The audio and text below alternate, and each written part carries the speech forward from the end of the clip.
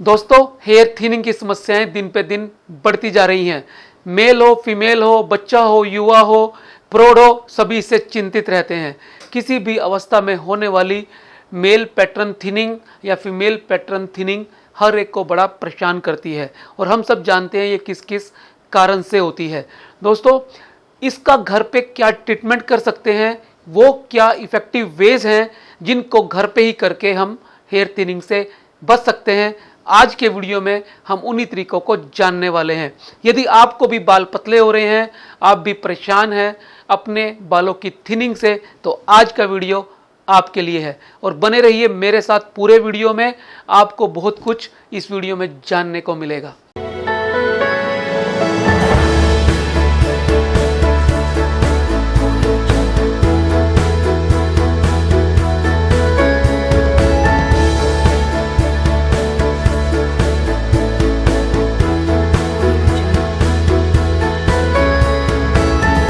दोस्तों, बाल पतला होना एक बहुत बड़ी समस्या बन गया है। हर व्यक्ति को यह परेशान करता है। हम सब जानते हैं इसके बहुत सारे कारण हैं, जैसे जेनेटिक कारण, वंशानुगत कारण। इसके अलावा हार्मोनल कारण, हमारी खान पान की आदतें, हमारी रहन सहन की आदतें, हमारे द्वारा बालों में इस्तेमाल किए जाने वाले गलत प्रोडक्ट्स, स्ट्रेस और फिजिकल इनएक्टिव रहना। दोस्तों, इन सब कारणों से बालों की पतले होने की समस्या बढ़ती जा रही है।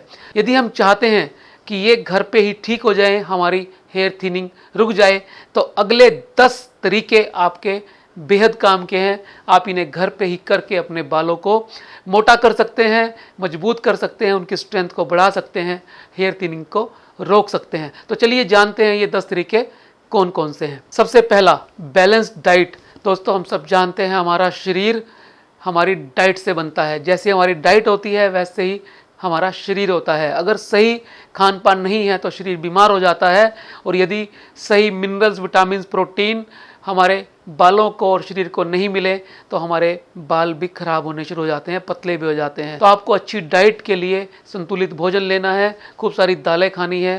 प्रोटीन के लिए अंडा भी आप ले सकते हैं, दूध ले सकते हैं, पनीर ले सकते हैं, और इसके साथ साथ खूब हरी सब्जियां और नट्स, स्पेशली बादाम, अखरोट अपनी डाइट में शामिल कर सकते हैं, जिससे आपके बालों को पूरा पोषण मिलेगा, आपका मेटाबॉलिज्म अच्छा होगा और आपके बालों की थिकनेस बरकरार रहेगी। वो पतले भी नहीं होंगे, अगर पतले हो रहे हैं तो उसका होना रुक जाएगा। Number 2, scalp massage. दोस्तों, हम सब जानते हैं मसाज का कितना महत्व है। यदि ब्लड का सर्कुलेशन बढ़ जाए तो हमारी कोशिकाएं काम करना ज़्यादा तेज़ी से शुरू कर देती हैं। ऐसे ही हेयर फॉलिकल के साथ भी है।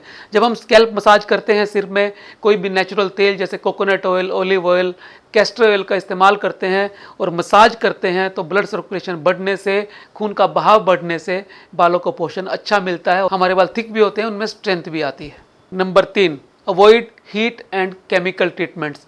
दोस्तों, आजकल युवा बहुत ज़्यादा केमिकल ट्रीटमेंट्स और हीट ट्रीटमेंट अपने बालों पे कराते हैं, चाहे वो स्ट्रेटनिंग हो, पर्मिंग हो, कर्लिंग हो, रिबॉन्डिंग हो। ये जितने भी ट्रीटमेंट हैं ये सब बालों को पतला करते हैं, ये क्यूटिकल को ख़राब कर देते हैं, कोर्टेक्स की मोटाई को कम करने में काम करते हैं। इसलिए जितना हो सके उतना इन हीट एंड केमिकल ट्रीटमेंट से बचना चाहिए ताकि आपके बाल पतले ना हो। Use mild shampoo. ये देखा गया है कि सल्फेट, पैराबेन और अमोनिया जैसे केमिकल हमारे बालों के लिए नुकसानदायक होते हैं, बालों को पतला कर देते हैं, फ्रीजी और रफ कर देते हैं। तो आप माइल्ड शैम्पू इस्तेमाल करें जिसके अंदर सल्फेट, पैराबेन और अमोनिया नहीं हो, जिसके अंदर हर्ब्स ज़्यादा हो, एलोवेरा और बाकी हर्ब्स, क्योंकि हर्ब्स के इस्तेमाल से बालों को थिक भी किया जा सकता है और हर्ब्स वाले शैम्पू से बालों को पतला होने से भी रोका जा सकता है। Natural hair mask. दोस्तों, ये देखा गया है कि हेयर मास्क हमारे बालों की ताकत बढ़ाते हैं, उनकी मोटाई बढ़ाते हैं। इसलिए आप ज़्यादा से ज़्यादा नेचुरल हेयर मास्क का इस्तेमाल करें, चाहे वो एलोवेरा से बना हो, एवोकाडो से बना हो, हनी से बना हो या फिर मेथी से बना हो। दोस्तों, VSCA के भी बहुत किस्म के लेप अवेलेबल हैं। ये लेप भी बालों की मोटाई को बढ़ाने में और बालों की क्वालिटी को इम्प्रूव करने में अच्छा काम करते हैं। Stay hydrated. दोस्तों, हम सब जानते हैं पानी के महत्व को। बालों को काम करने के लिए भी बहुत सारे पानी की आवश्यकता होती है। यदि हम चाहते हैं अच्छे बाल और हमारे बाल पतले ना हो तो उसके लिए हमें खूब सारा पानी पीना है। Reduce stress. दोस्तों, एक रिसर्च में पाया गया है कि कोर्टिसोल नाम का हार्मोन जो स्ट्रेस को पैदा करता है वो बालों को भी पतला करने के लिए जिम्मेदार है। तो यदि हम चाहते हैं कि हमारे बाल अच्छे रहें, पतले ना हो, तो हमें स्ट्रेस से बचना है। इसके लिए आप योगा कर सकते हैं, एक्सरसाइज कर सकते हैं, मेडिटेशन कर सकते हैं। किसी भी तरह का स्ट्रेस आपके बालों के लिए बहुत नुकसानदायक है।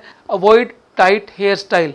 दोस्तों, हमने देखा है कि जब हम बालों को बहुत टाइट बांधते हैं, पोनी को टाइट करते हैं, तो ट्रैक्शन एलोपेशिया होने का डर होता है और परमानेंट कई बार बाल खत्म हो जाते हैं, उनकी रूट पे इफेक्ट आता है। तो इसलिए यदि आप चाहते हैं आपके बाल पतले ना हो और परमानेंट खत्म ना हो, तो बालों को कभी भी आपको टाइट नहीं बांधना है, लूज रखना है। Gentle hair care.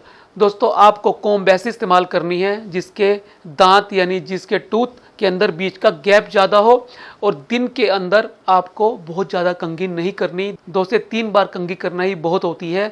कई बार लोग 80-100 बार कंघी करते हैं, उनको लगता है कि ज़्यादा कंघी करने से ब्लड सर्कुलेशन बढ़ेगा और बाल मोटे होंगे।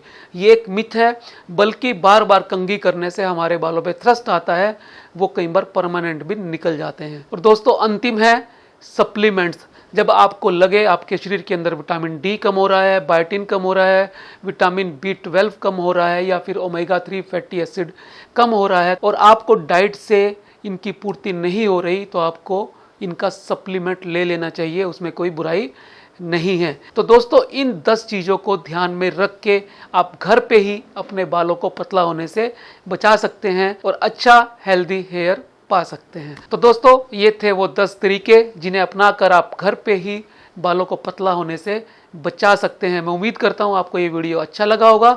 यदि आपको लगता है आपको जैसे ये 10 तरीके पता लगे हैं और लोगों को भी पता लगे और वो अपने बालों को पतले होने से बचा सकें, तो इस वीडियो को शेयर अभी कर दें और इस तरह के वीडियो को देखने के लिए नोटिफिकेशन बेल दबा दें। मिलते हैं अगले वीडियो में फिर एक नए विषय के साथ। तब तक के लिए नमस्कार।